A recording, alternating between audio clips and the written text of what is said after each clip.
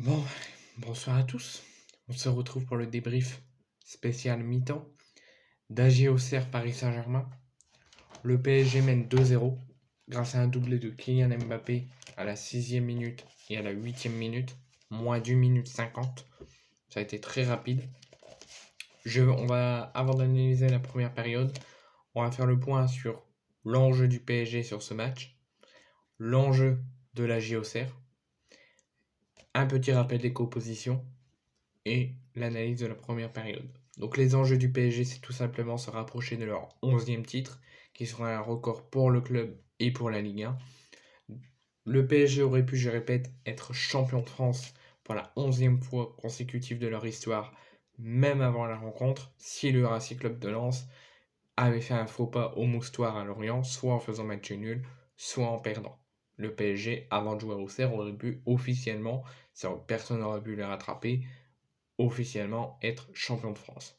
Comme le Racing Club de Lens s'est imposé à Lorient 3-1, le PSG, quoi qu'il arrive, qu'il y ait match nul, qu'il y ait défaite ou qu'il y ait victoire ce soir, ne serait pas encore officiellement champion de France.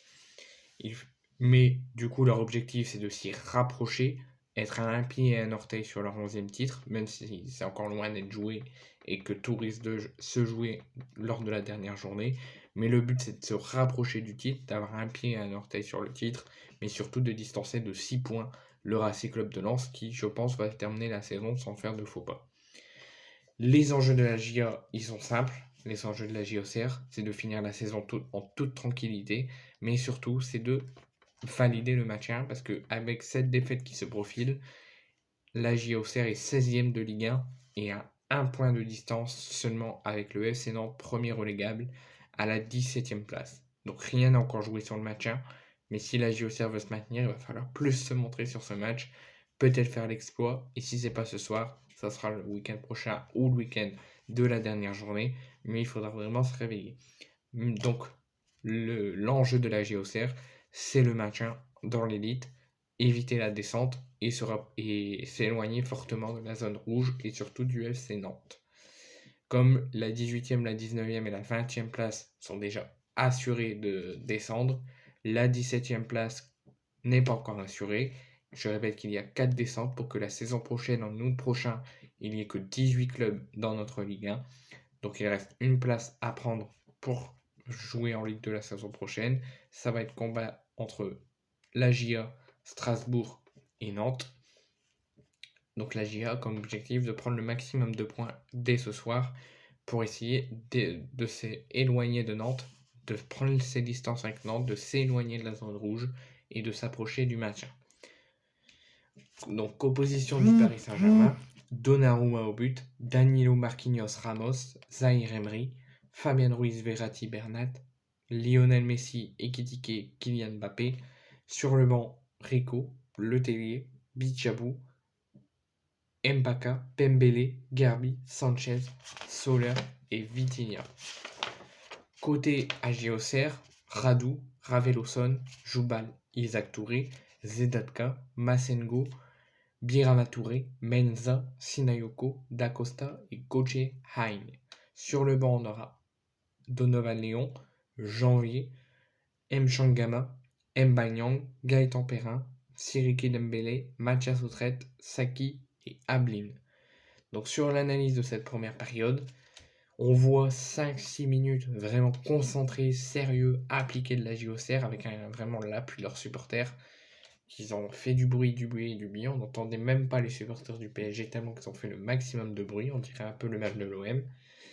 Donc 5-6 minutes vraiment sérieux où la GIA arrive même au bout de 3 minutes et avoir déjà un corner à mettre le doute au PSG, à faire vraiment de beaux contres.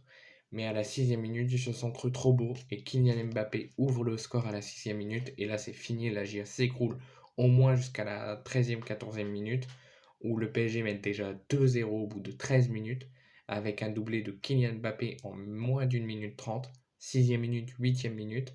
Donc il prend 2 buts d'avance au classement des buteurs sur Alexandre Lacazette. Si ça en reste là, Lacazette devra marquer un triplé au week-end prochain pour repasser devant Kylian Mbappé, si ça en reste là. Et après, à partir de la 15e jusqu'à la 35e, On voit un petit peu le PSG, après les consignes de Galtier qui leur ont dit ne vous relâchez pas, qu'elle a dit à Ramos, ne vous relâchez pas. Bah là, le PSG s'est relâché, font mal en contre, vraiment, font vraiment mal en contre. Ils enchaînent les occasions, Paris Saint-Germain, ils enchaînent d'avoir des corners, ils enchaînent les contres, ils sont vraiment bons en contre-offensif, ils font vraiment très peur. Moi, quand je vois qu'ils s'attaquent, j'ai peur que la JO, ils stressent et qu'ils se prennent un but, et je serais très en colère. Et donc vraiment, on voit 10 minutes vraiment équilibrées, où on voit 5 minutes vraiment concentrées, vraiment sérieux de la JA, et de la 6e à la 13e minute, le PSG sur place attaque, fait qu'attaquer, fait mal à la JA, il mène 2-0.